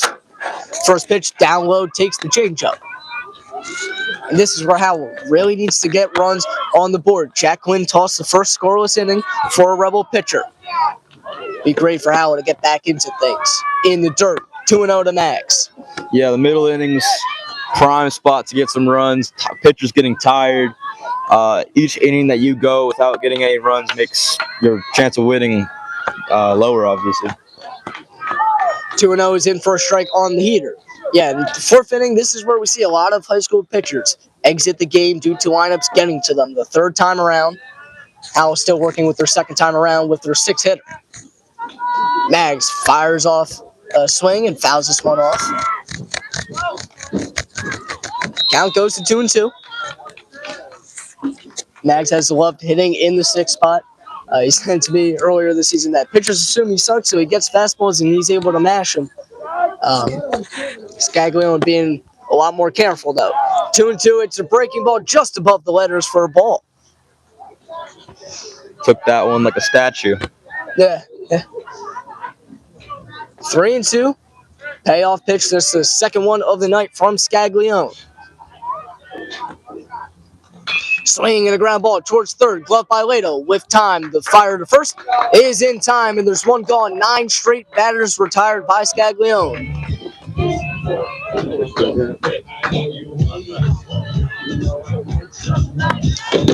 Up to the dish, it's the 7-hitter and new pitcher for the Rebels, Jack Quinn. 0 for 1 tonight despite his hot streak over the course of the last 5 games. Quinn gives the Rebels some power production, 2 home runs, 2 RBIs on the season. Takes the first pitch for a called strike. Yeah, the Rebels had that first inning, generated life, but since then, almost nothing. A big home run here from Jack Quinn would certainly inject some life back into the Rebels' dugout. Yeah, and would keep up the streak of solo home runs in his high school career. Does he only have solo home runs? Yeah. There we go, Matty. There we go. But to be fair, it's not like he's hit 10 of them. Sure. 3 high school home runs, 3 solo shots. 1-2 here. Deja vu would not be minded by the Howell crowd. Pitch from Scaglione. Quinn swings and stays alive with a foul ball. And this is where we can really tell that Scaglione is locked in, doing his job on the mound, because he's getting a lot of these Howell hitters to just lunge at these breaking balls, offer these ugly swings, and it's translated to outs, the 1-2. Quinn swings, puts one on the ground, past third base, but foul. And this is another good at-bat by the Rebels. So working Scaglione. Quinn down the count 1-2, but back-to-back foul balls to stay alive. Chipping away at the righty. The pitch. Swing and a miss. Good breaking ball in the dirt. Drop third strike for a moment. Fires to first in time, and there's 2 gone to begin the 4th.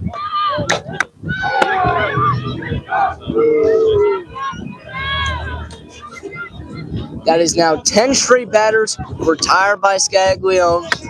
He's really dialed in right now. 6 strikeouts compared to just 1 walk so far tonight. Sends up Derek Leotti, the 8-hitter, to the plate for the Rebels. In the last 5 games, Leotti batting .308, .438 on base percentage, and a .745 OPS. First pitch swinging, grounds this one softly to third, gloved in time. The throw to first, not in time. It's an infield hit for Derek Leotti, who is busting it down the line. Infield single, and the Rebels have some 2-out life. Sends the 9-hitter, the center fielder Connor Acker, to the plate. Yeah, similar thing. Bang bang play at first, half and last inning, or last half inning.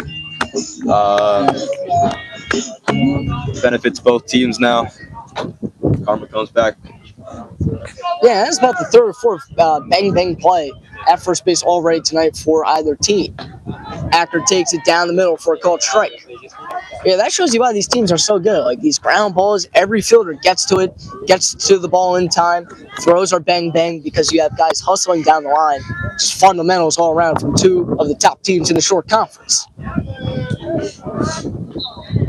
A swing and a miss by Acker. He's down in the count 0-2 with 2 outs. Scaglione looking for a 7th strikeout to send us to the 5th at just 63 pitches. 2 outs, the 0-2. Down low in the dirt, ball 1. Acker 0 for 1 tonight. Another guy who has hit well over the course of the last 5 games. 308 average, 357 on base for a 742 OPS. 1-2 with 2 outs from Scaglione. Acker takes it upstairs. It's 2 balls and 2 strikes now. Leotti broke up the right-hander's streak of 10 straight batters retired. Acker now looking to put the egg on his face, get some runs across. 2-2. Acker swings, chops on the ground towards third. Wild hop Toledo stays with it to first in time. We're through the first 4. It is 6-3 RBC heading into the 5th.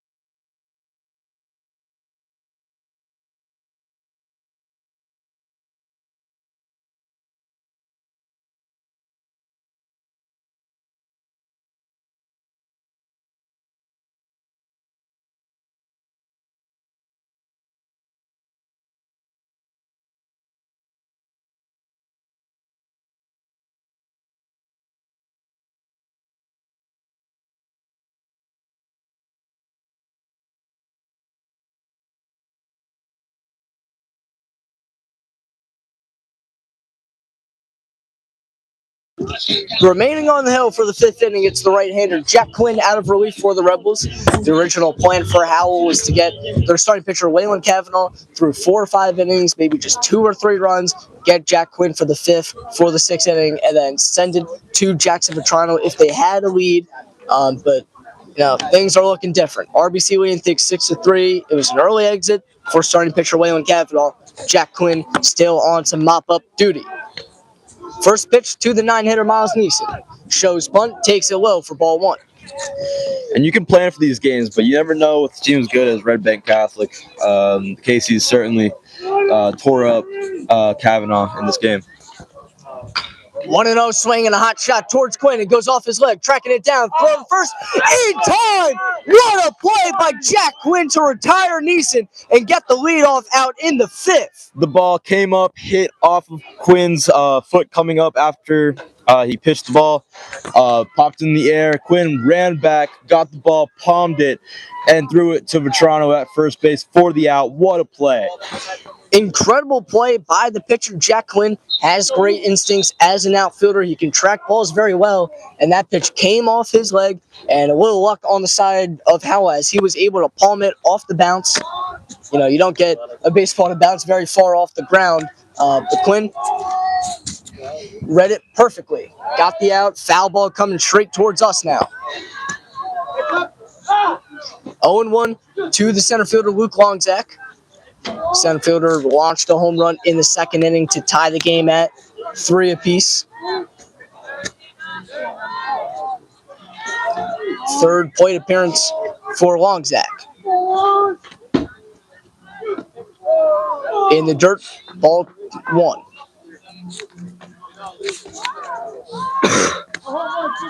28 pitches so far for Quinn through an inning and a third. Not an alarming amount by any means. The 1-1. Just a bit low. Looked good from here, but umpire doesn't agree, and it's 2-1.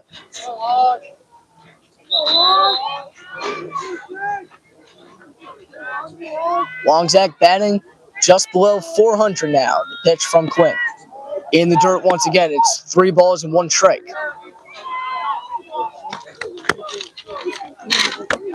Longzak batting .353 with a 1,118 OPS over the team's last 5 games.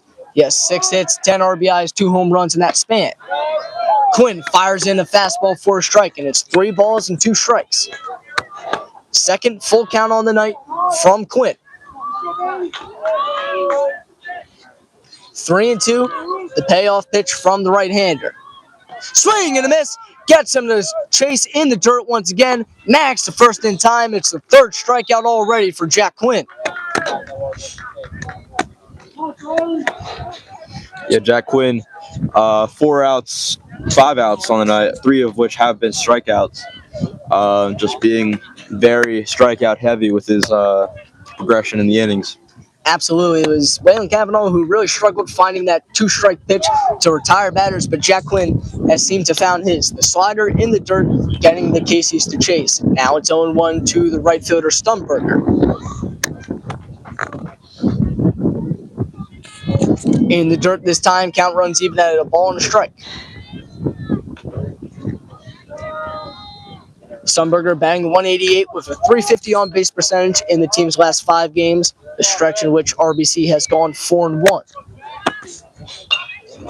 Lifts this one in the air this time on the infield. Calling it is Liati. He will make the catch. It's a 1-2-3 frame for Jack Quinn. Sends us to the bottom of the 5th with the Rebels trailing by 3 runs.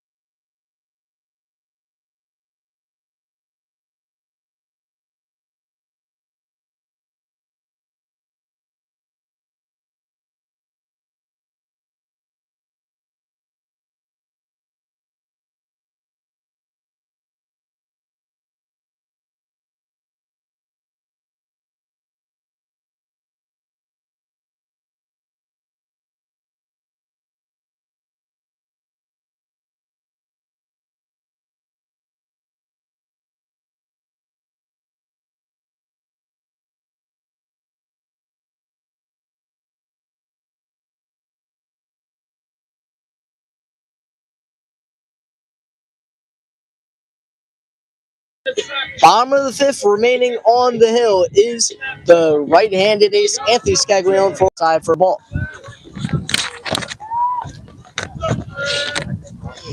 Yeah, Howell's gotten through the lineup twice now, going into the 3rd time against Scaglione. Cavanaugh takes the 2nd pitch for a strike. It's 1-1. Scaglione has been dialed just 67 pitches up to this point. He's been cruising. Drops in the curve for a ball. Count goes to 2-1. Cavanaugh showing off that plate discipline. One of the few hitters on the Rebels who doesn't mind holding the bat for 3 pitches. Takes the 2-1 for a strike. Skaggs getting a little aggressive. 6 strikeouts up to this point. The 2-2 offering from the right-hander. Kavanaugh rips one out to left field. That's going to drop down for a base hit. Lead-off single for the Rebels, and they have a base runner. Good bloop in between the third baseman and shortstop. Got right past him. Good way to get the inning started here.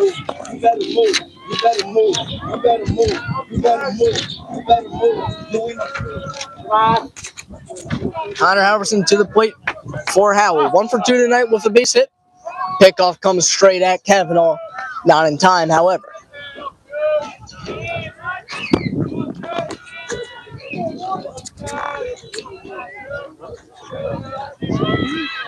First pitch to Halverson. Halverson, a swing and a rip out to left center field. And that's going to drop into the glove of Longzak. Made a very nonchalant call for the ball, so I couldn't really tell which outfielder was going for it. But 1 out regardless.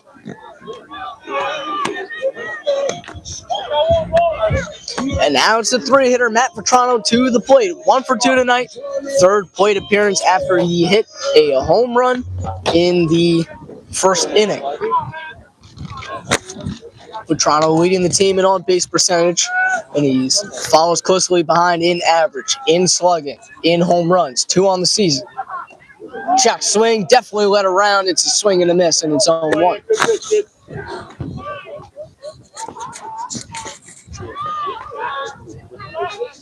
Top 5. We're on 5. 0-1 with 1 out. Skaggs looks back Kavanaugh at first. The 0-1 offering. Upstairs, Funk tries to backpick the runner, not in time. It's 1-1.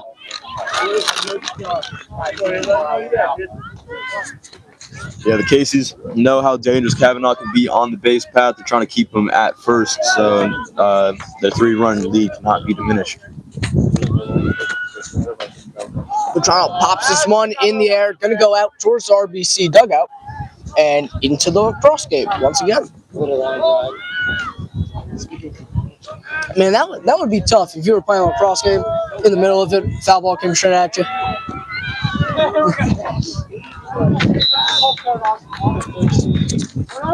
1-2 to Vetrano. Puts another foul ball towards the lacrosse game. Yeah, Kavanaugh's good jump there on his way to second, thwarted by Vetrano's foul ball. Yeah, Vetrano has very quick hands, so he's able to get to those inside pitches, but he's a little bit behind, a little bit late on him. Going to have to look for a more leveled swing. Kavanaugh leads off from first with 1 out. The Rebels trailing by 3. Vetrano puts one on the ground towards third. Wild hop. Lato stays with it to second for 1. On to first. Not in time. Vetrano with some hustle down the line. Hager not able to dig it out the dirt in time. But the fielder's choice picks up the 2nd out on the inning.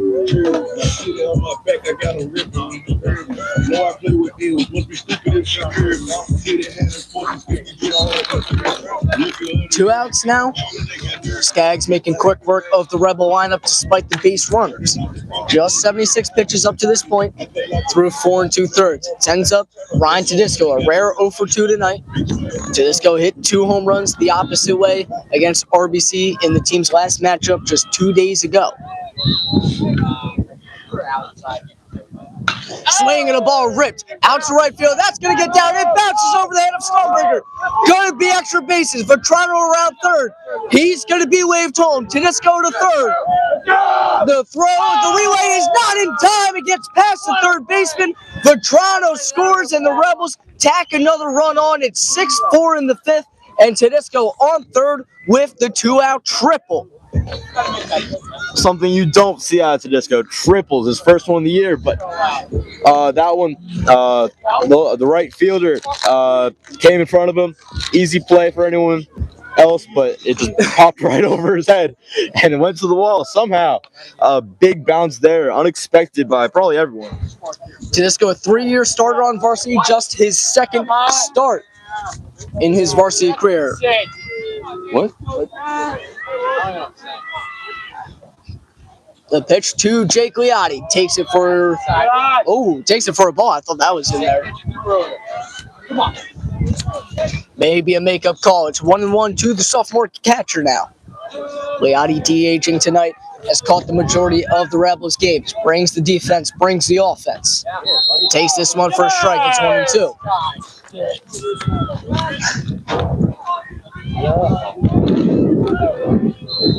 Leotti leading the team in batting average, batting .414 or batting above .420 on the season. Swing and a miss.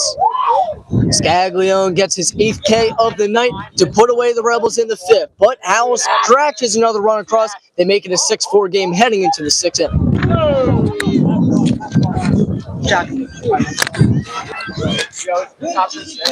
Yep.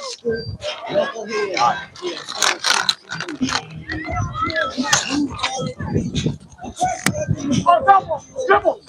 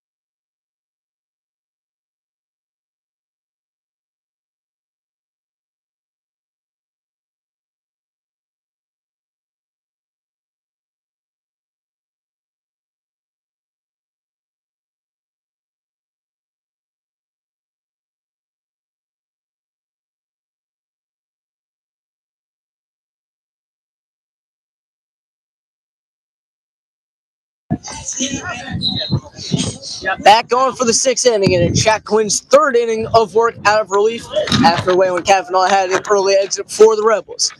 In the bottom of the 5th, the Rebels were able to put another run on the board thanks to a Ryan Tedesco 2-out triple, made things a 6-4 ball game. Quinn looking to nail it down and send us to the bottom of the 6th. First offering to the catcher, Aiden Funk, is down on the dirt for a ball. Funk batting .353 with a .421 on base and a 1,186 OPS in the team's last 5 games. Takes that one inside for a ball. Red card, man. Funk last year had a .415 average, 24 RBIs, and 6 doubles, 2 triples, and a home run. Also 16 walks. No, yeah, 16 walks. Yeah, and he somehow didn't make an all-shore first team, thanks to possibly the best player in the state, Denny Zambinos, at that time, who was catching for, CBA. Yeah, of course. They probably had 5 first-team all-shore players on that team. Quinn lobs a 3-0 fastball into the zone and makes it 3-1 count to the backstop, Aiden Funk. Funk taps this one fair. Gonna go back to Quinn this time. Bobbles for a second, regathers, flips the first in time. Second put out for Jack Quinn already. Oh, come on. What? I believe that one might have gone foul and hit off either the catcher or... Well, no, they're saying that he's safe at first due to obstruction, maybe? Maybe catcher interference? Catcher interference. So we're hearing reports that it was catcher interference that allowed the runner to reach, and those are the fundamental mistakes that Howell just can't make in a game like this. I'm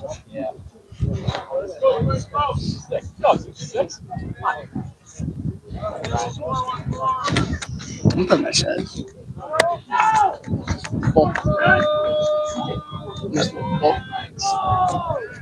I think, yeah. Quinn tosses over a pickoff, not in time. First pitch was a ball to the to the cleanup hitter, Jake Frankel. Frankel, another guy killing it over the last 5 games, an OPS above 1,000 in that span. Second pitch from Quinn, just a bit high, I believe, for another ball. 2-0, Quinn getting a little squeezed in the zone here. Kickoff was close there, but sliding back in time safely was the courtesy runner, Luke Scooteroo. Another pickoff from Quinn. Once again, unsuccessful. You know, you don't have those disadvantage or. Sorry, the courtesy runner is Dan Rice, number 66. My bad. You don't have those disengagement rules in high school baseball, so Quinn can toss over 90 pickoffs if he wants to.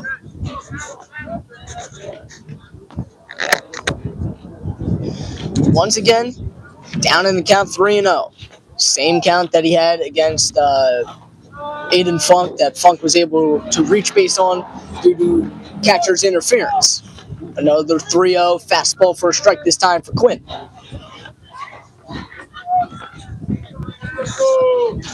3-1 from the right reliever. Tosses over another pickoff, once again not in time.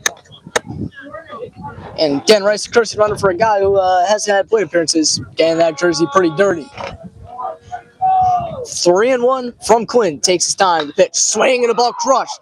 Out to deep right field. On the move is Harrison looking up, and that's going to ricochet off the wall. It will be a double at the very least. Holding at third is the courtesy runner Scatteroo, and it is a double for Jake Frankel.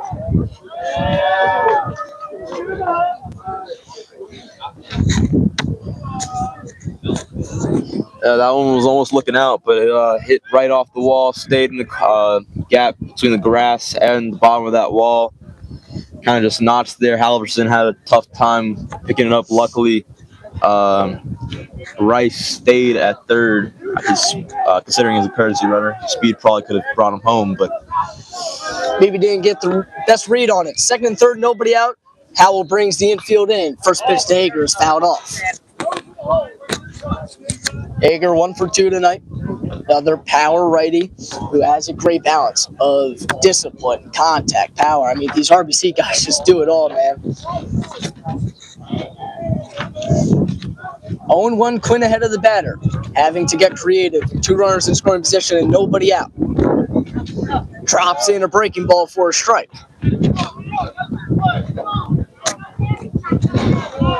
0-2 against Hager. Quinn searching for his 4th strikeout on the night. Up to 47 pitches. Keeping a close eye on the runners in scoring position. The 0-2. Swing and a miss. 4 strikeouts for Jack Quinn. He is collecting these victims one after another. And now this is the guy starred on the lineup card for RBC, or for Howell against RBC. The 6-hitter Drew Cannon, 3 for 3 already tonight, 3 for 3 last night, or 2 nights ago against Howell. 6 for 6 against Howell this season is the number 6 hitter Drew Cannon. Infield remains in. The first pitch from Quinn. Fires in a fastball, called strike.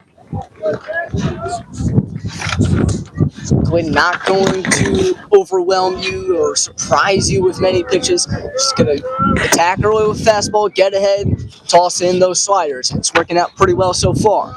Bounces this one in the dirt. Mags with a good block, keeping it in front of him. Quinn broke towards home, looking to cover the base, but no runner went on the play. yeah, it'd be a risky maneuver for a guy on second or third. Well, it's a guy on second can't move, but the guy on third to come home. Especially if you don't score on that double and then test it there going home. Yeah. But another good block by the backstop AJ Mags for Howell. Good job here, kid. Count even at a ball and a strike. 1 out, 2 runners in scoring position. The infield in for Howell. Pitch from Quinn. Upstairs for a ball. And for the most part, we've seen no mishap from today's catcher, AJ Magistrelli. I guess that catcher interference call was a bit questionable. We don't really know what happened there, but no big errors, no big pass balls, nothing. 2-1. Quinn gets a sign. The pitch, swing and a miss. Dials it up top with a fastball. Able to get the batter. Swing and a miss. Rebels looking to hold things at a 2-run lead for the Caseys. And we've seen a lot of infield tappers, a lot of check swings where the ball nibs off the bat. Howell looking to cut off those plays, not allow the runner on third to score. 2-2, 4 strikeouts already for Quinn. Taking his time, the pitch. Challenges him inside a high fastball for a ball. In the battle, come on.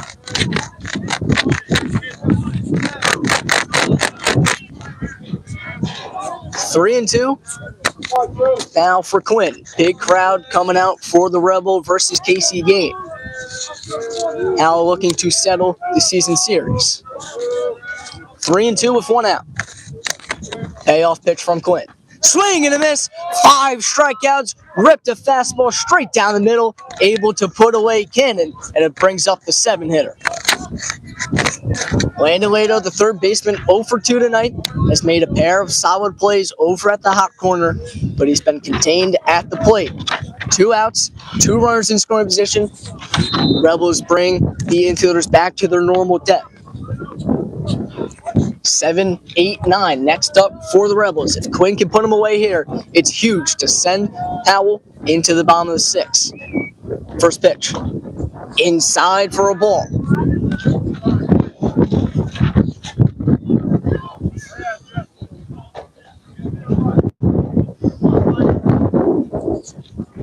After back-to-back base runners, Quinn has reached back-to-back strikeouts. 1-0's the count with 2 outs. RBC leading things by 2. Time is called, and we'll do it again. We've been talking how high power this entire lineup is, but so far the bottom 3 of this RBC lineup has 0 hits for their 8 at-bats. Pitch from Quinn, down low in the dirt. Another good block by Maggs, keeping the ball in front of him, not allowing an extra base to be reached by a batter, not allowing that run to come in from third. However, Quinn is down the count 2-0, and I'd probably put my college tuition on it. This is going to be a fastball over the plate. We'll see about that. Well, I'll say fastball in general. 2-0. Fastball called strike from Quinn. Look at me. Sometimes being a betting man pays off. You're going to give me like $20,000 now, right? That was the bet we just made? Nah. No, not feeling it? Nope. 2 outs, 1 strike from Quinn. Popped in the air, looking in foul territory, heading towards the cross game again.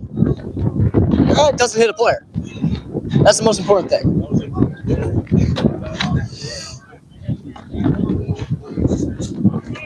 Now, we'd probably rather hit a car than a player. You know, neither would probably be the better possibility.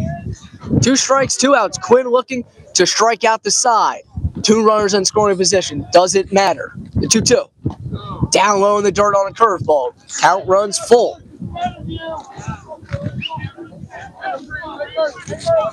3 innings out of relief from Jack Quinn. We've seen 4 full counts. 2 outs, 3-2. 2 runners in scoring position. The payoff pitch. Ground ball fouled, and Lato stays alive. These are the at-bats that kill you as a pitcher. Drive up your pitch counts, and you just don't know what pitch to throw because the batter able to spoil all of your options. Gotta be very careful here. A single might get the stealing base runners with the two out inning. Both of them in. 3-2. The pitch from Quinn. It's inside and it's ball 4. It loads the bases with 2 outs. Sends the 8-hitter Brandon Harmana to the dish, who is 0 for 2 tonight.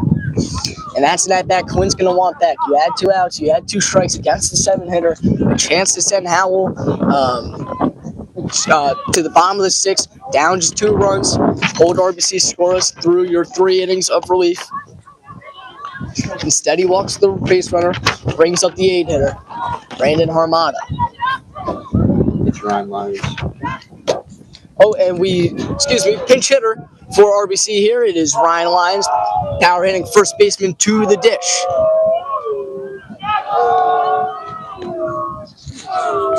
First pitch from Quinn. Upstairs, large strike zone, but it remains a ball, no matter the hit.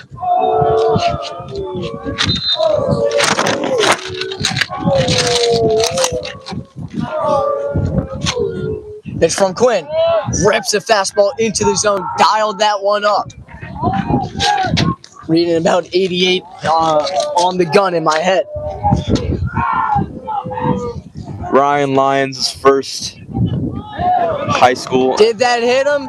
It did. It will drive in a run. It is now a 7-4 game here on the top of the 6. Yeah, first ever varsity plate appearance. He gets hit by a pitch and collects an RBI. That's efficiency.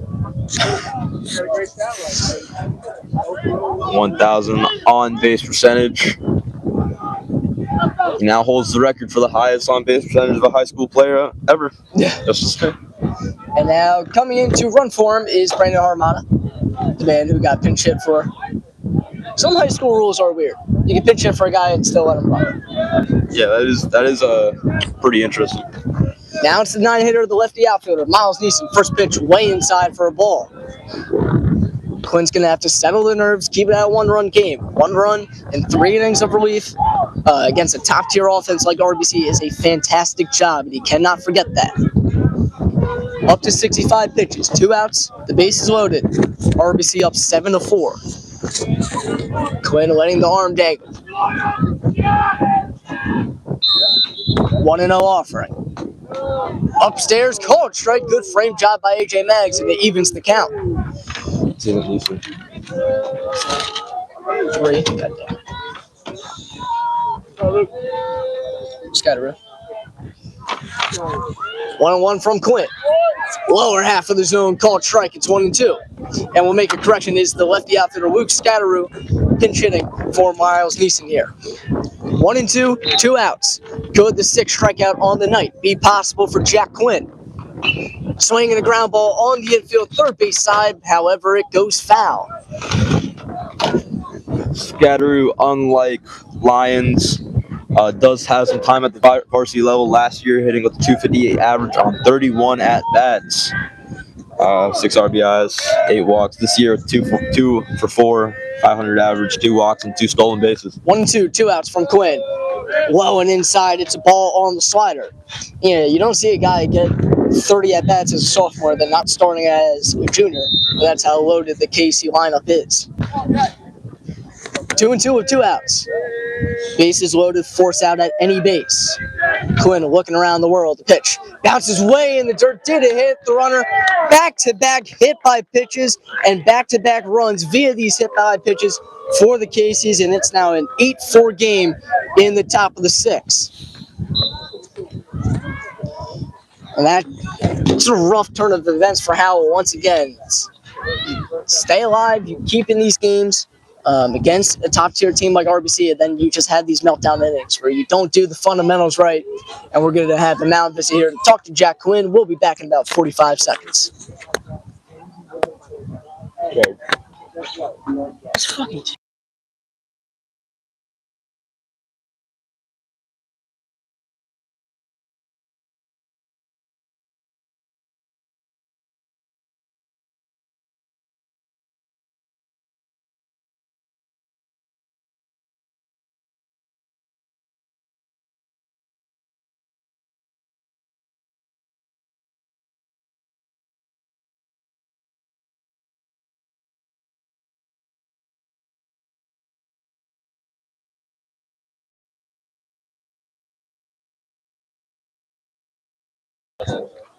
Are you dead ass?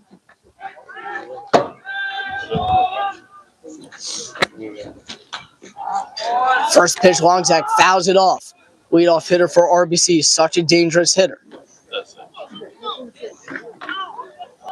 Yeah, Lonzak with that 2-run home run earlier, also with a walk, but 1 for 3 today. 0-1 the pitch from Quinn. Swing and a miss. Great slider from Jack Quinn.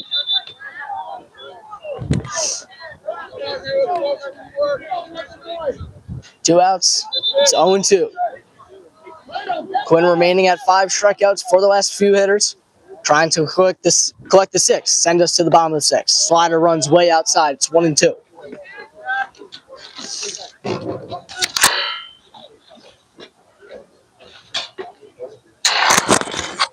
We'll try again with 2 outs and 2 strikes. Pitch from Quinn. Bounces way in the dirt. Another great block by Maggs. Base is still loaded for RBC.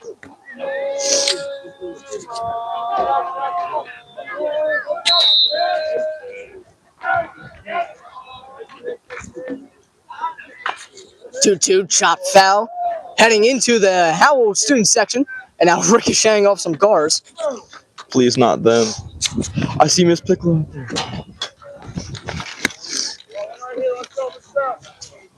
That's my physics teacher. Give me a nice little shout out. I need a chocolate. Did you see us? You did it? Oh.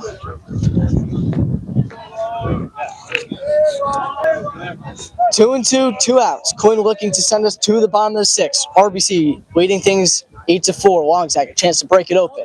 Another pitch way in the dirt. Mag's a good block, keeping the ball relatively close. From 1-2, and now a full count after back-to-back pitches in the dirt. Quinn now at 76 pitches. Struggling here after back-to-back 2-out hit-by pitches to drive in runs. 4-run lead for RBC. Quinn looking to contain them. The 3-2. Chopped on the infield towards Liotti. Has to stay with it. Hard bounce. Fires to first. It is not in time. Infield single for RBC. Another run comes across, but now they're caught in a pickle. Fires it to Mags. They got their batter in a rundown. Towards third. Mags applies the tag. He is out, and we're out of the inning. Sends us to the bottom of the sixth. Did a run score now?